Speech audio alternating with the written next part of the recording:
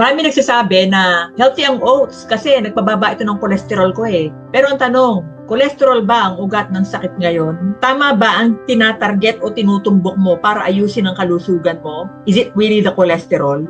Yes, kayang pababain ng oats ang cholesterol dahil sa beta-glucan fiber na nagbabind ng bile acids. Pero tandaan, sintomas ang LDL or total cholesterol, hindi yan mismo ang ugat ng sakit mo. Ang ugat ng sakit mo, insulin resistance. Kahit may fiber ang oats, mataas ito sa carbohydrates. Nagpapataas ng blood glucose, nagpapataas ng insulin, at kapag paulit-ulit, lumalala ang insulin resistance. Kaya, sa palala din ang problema mo. Hindi man sa ngayon, sa katagalan. Anong resulta? Bumaba nga ang LDL cholesterol mo, aka bad cholesterol, tumataas naman ang triglyceride mo, bumababa yung HDL, aka good cholesterol, kaya lalong nasisira ang metabolism mo.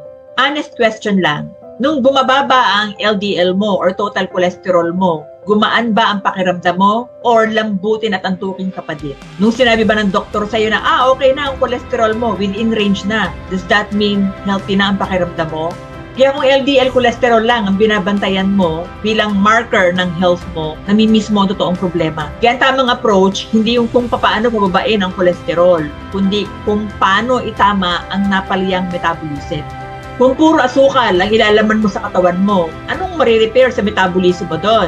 Ang excessive consumption ng sugar at starchy foods ay parang anay na sumisira sa mga ugat mo, kaya wala talagang maayos sa kalusugan mo at pakiramdam mo. If you are metabolically healthy, active, wala kang big belly fat, fatty liver, wala kang insulin resistance and metabolic issues, well, you can have some oats. Gaya ng nakikita niyong ginagawa ng ibang influencers na malimit sa gym. You can have some. Kasi yung mga yon, they have enough muscles and activity para sunugin ang asukal.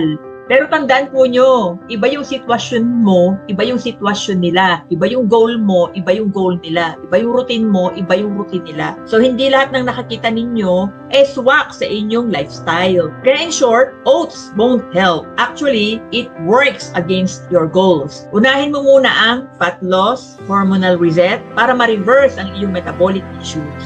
I suggest panoodin niyo po yung iba kong videos para mapagtugma-tugma lahat kasi hindi ko lahat masasabi dito. Have a nice day, everyone!